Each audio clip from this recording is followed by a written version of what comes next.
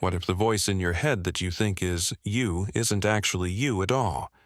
What if most of the thoughts that torment you, worry you, and keep you up at night aren't even yours to begin with? And what if there's a simple Buddhist practice that can transform your mind from your greatest enemy into your most powerful ally? Stay with me until the end of this video, because I'm going to reveal the one question that will immediately show you whether a thought is serving you or sabotaging you. And once you know this, you'll never be controlled by your mind again. If you're ready to stop being a prisoner of your own thoughts and discover how to cultivate true mental clarity and inner peace, hit that subscribe button and turn on notifications. I share transformative wisdom every week that can genuinely change your relationship with your mind. Now, let's explore how to make your mind work for you instead of against you. Right now, as you're watching this video, there's probably a constant stream of thoughts running through your mind. Maybe you're thinking about what you need to do later today. Maybe you're analyzing something that happened earlier.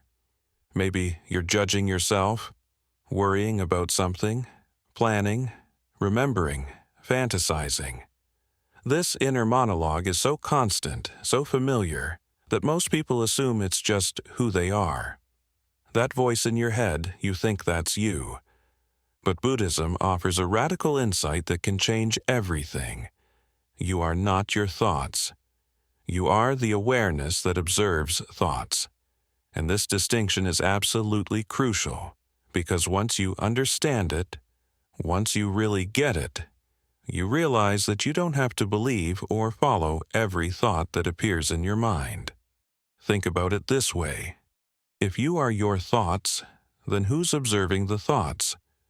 When you notice yourself thinking, who's doing the noticing? There's the thought, and then there's the awareness of the thought. These are two different things. The thought comes and goes, it appears and disappears, but the awareness remains constant.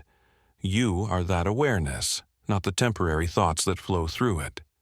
This is like the difference between the sky and the clouds. Clouds come and go, appearing and disappearing, but the sky is always there, vast and unchanging. Your thoughts are like clouds passing through the sky of your awareness. You are the sky, not the clouds. Understanding this changes your entire relationship with your mind. Instead of being identified with every thought, believing every mental story, being swept away by every worry or judgment, you can step back and observe. You can notice, oh, there's a worried thought.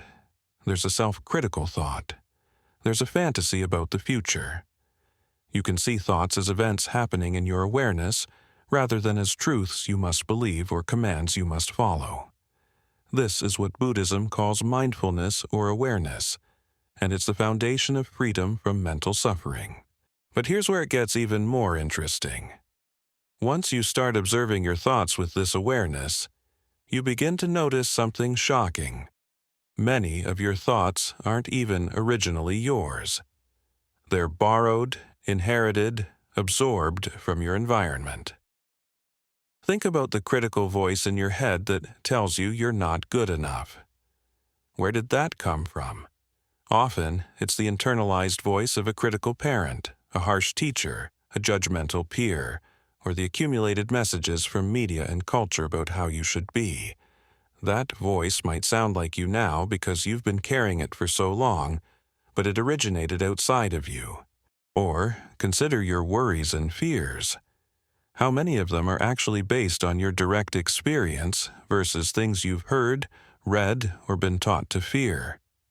If you grew up in a family that worried constantly about money, you probably internalized that worry pattern, even if your own financial situation is stable. If you grew up in an environment where certain things were considered shameful or dangerous, you probably absorbed those beliefs, and now they show up as thoughts in your mind, but they're not necessarily true or relevant to your actual life. This is profound, because it means you can question your thoughts. You can investigate where they came from. You can ask, Is this thought serving me? Is it based on truth or on old programming?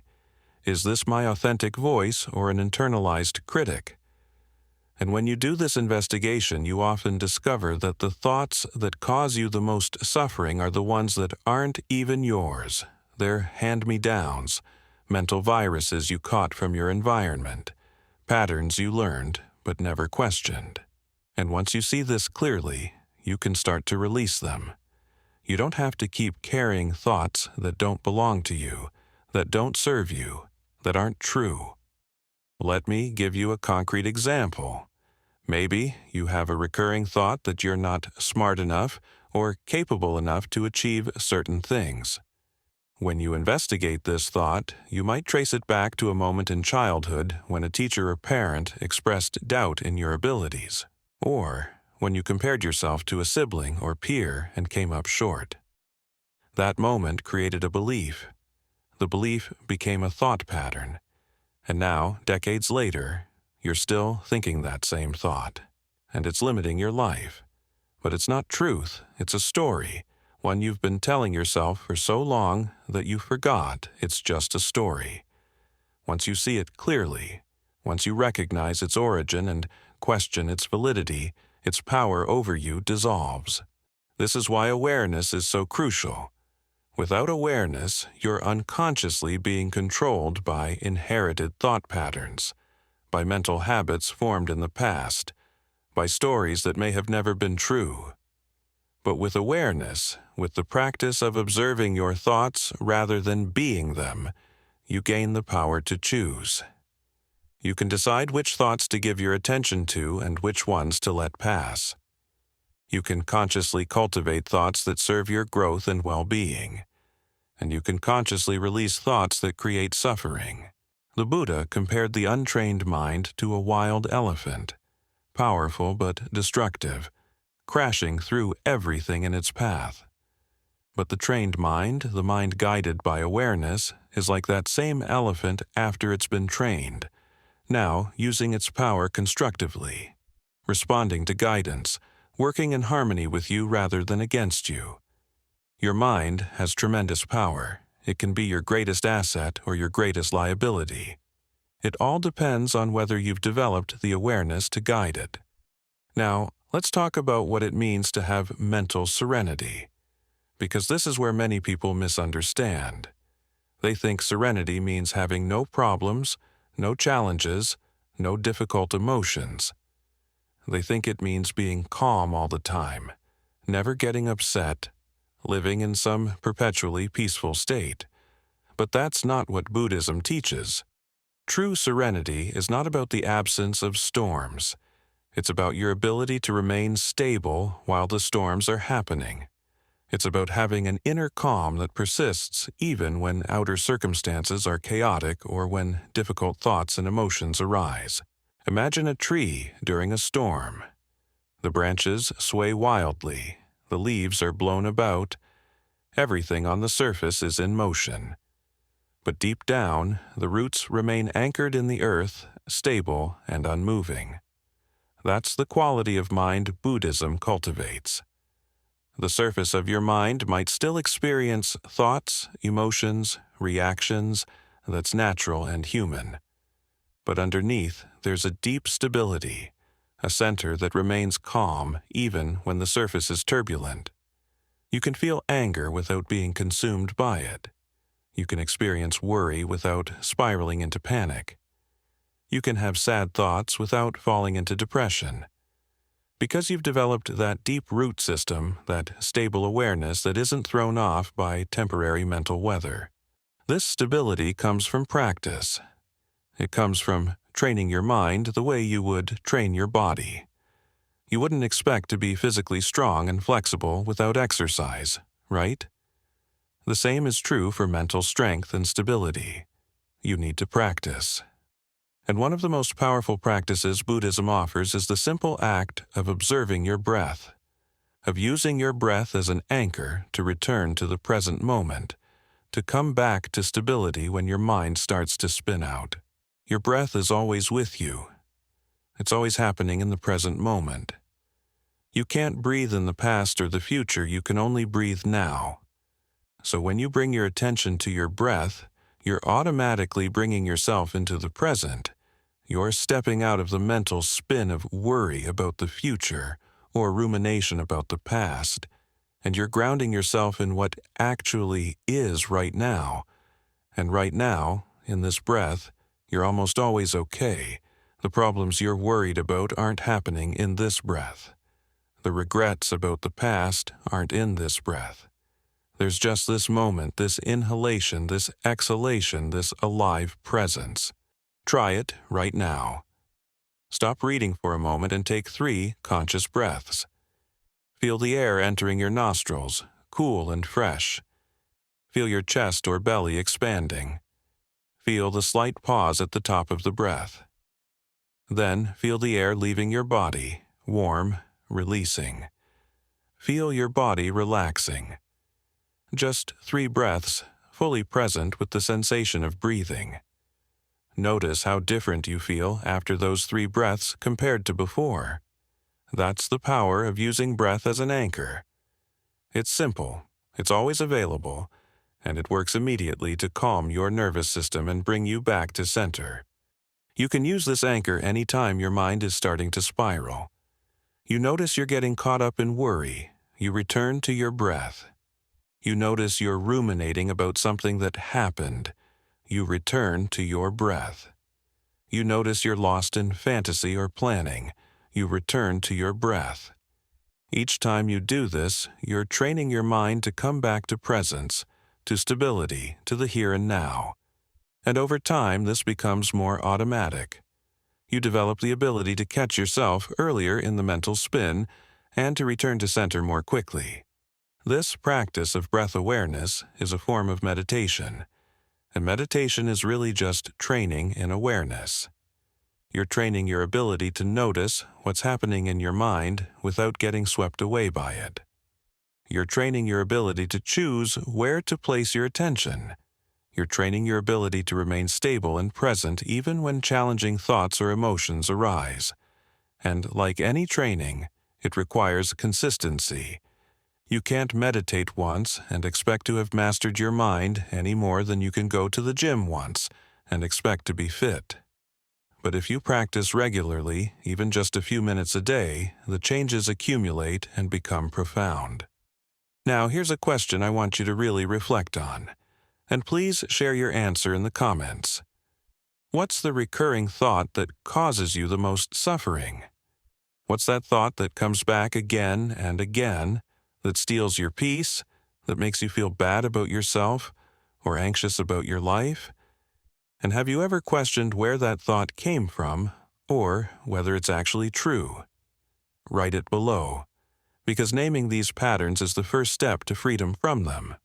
As you develop greater awareness of your thoughts, and as you practice returning to your breath, to presence, to stability, you naturally begin to cultivate another essential quality, the ability to let go. Buddhism teaches that attachment is the root of suffering, and nowhere is this more true than with our thoughts. We attach to certain thoughts, we grip them tightly, we ruminate on them, we build entire mental structures around them. And this attachment keeps us stuck, keeps us suffering, keeps us from experiencing the lightness and freedom that's available when we learn to let thoughts come and go without clinging to them. Think about how you relate to thoughts you don't like. Maybe it's a worry thought or a self-critical thought. What do you do with it? Most people either try to suppress it, pushing it away, pretending it's not there, or they grab onto it and engage with it, analyzing it, arguing with it, trying to solve it, ruminating on it. Both of these approaches keep you stuck with the thought. Suppression doesn't work because what you resist persists. The thought just comes back stronger. And engaging with it doesn't work because you're giving it energy, you're feeding it, you're making it grow. So what's the alternative? The Buddhist approach is to let the thought be there without either suppressing it or engaging with it. You acknowledge it, you see it clearly. Oh, there's that worry thought again. There's that self-criticism. And then you let it pass. You don't try to push it away. You don't grab onto it and follow it down its rabbit hole. You just let it move through your awareness like a cloud moving through the sky. It comes, you see it, and it goes. This is the art of letting go, and it's incredibly liberating once you get the hang of it. But letting go is a skill that requires practice because we're so conditioned to either fight with our thoughts or believe them completely. We're not used to this middle way of allowing thoughts to be present without giving them power over us. So you practice. In meditation, you practice noticing when you've gotten caught up in a thought and gently returning to your breath. You're not angry at yourself for getting distracted. That's just more mental drama. You simply notice and return. Notice and return, over and over. Each time you do this, you're practicing the skill of letting go, of releasing your grip on thoughts, of allowing them to pass. And as this skill develops, you start to experience a quality that Buddhism calls lightness or ease. Life still has its challenges, your circumstances might not be perfect, difficult emotions still arise, but there's this underlying ease because you're not constantly weighted down by mental baggage. You're not carrying every worry, every regret, every judgment. You're letting things pass through rather than accumulating them. You're like a river that flows rather than a pond that stagnates. Things move through you, they come and go, and you remain fresh, clear, alive. This lightness doesn't mean you don't care about things, or that you're not engaged with your life. It means you're not burdened by unnecessary mental suffering. You're not creating problems in your mind on top of the actual challenges you face in reality. You're responding to what is rather than being overwhelmed by what you're thinking about what is. There's a huge difference. Reality might present a challenge, something genuinely difficult that needs to be addressed. But your mind might create an additional 10 layers of worry, judgment, catastrophizing, and self-criticism on top of that challenge. The Buddha taught that while pain is inevitable, suffering is optional. The challenge is the pain, the inevitable part. The mental drama you add is the suffering, the optional part. When you develop awareness, when you question your thoughts, when you use breath as an anchor, when you practice letting go, you dramatically reduce that optional suffering. The challenges don't disappear, but you handle them with much more clarity and calm because you're not drowning in mental noise. You can see the situation clearly, assess what needs to be done, take action, and remain relatively peaceful throughout the process. This is mastery, this is wisdom, this is what it means to have your mind as an ally rather than an enemy. Your mind becomes an ally when it's guided by awareness rather than running on autopilot. When it's running on autopilot, when there's no awareness, your mind is just repeating old patterns, playing out inherited programming, generating thoughts based on conditioning rather than current reality. It's like a computer running outdated software that keeps crashing. But when you bring awareness, when you question and investigate, when you consciously choose which thoughts to engage with, your mind becomes a powerful tool. It can solve problems creatively, it can generate insights, it can envision possibilities, it can appreciate beauty, it can love deeply. All of that positive potential is available when the mind is trained, when it's being guided by awareness rather than controlled by unconscious patterns. The practices I've shared, observing thoughts without identifying with them, investigating where thoughts come from, using breath as an anchor, letting go rather than clinging. These aren't just nice ideas. They're practical tools that work if you actually use them. But they require consistent practice. You can't just understand them intellectually and expect your life to change.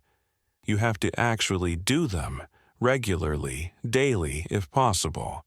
Just like you can read about fitness, but your body won't change until you actually exercise. You can understand these concepts, but your mind won't change until you actually practice. Start small. Maybe commit to 5 minutes of breath awareness every morning. Just 5 minutes where you sit quietly and pay attention to your breathing, noticing when your mind wanders and gently bringing it back. That's it.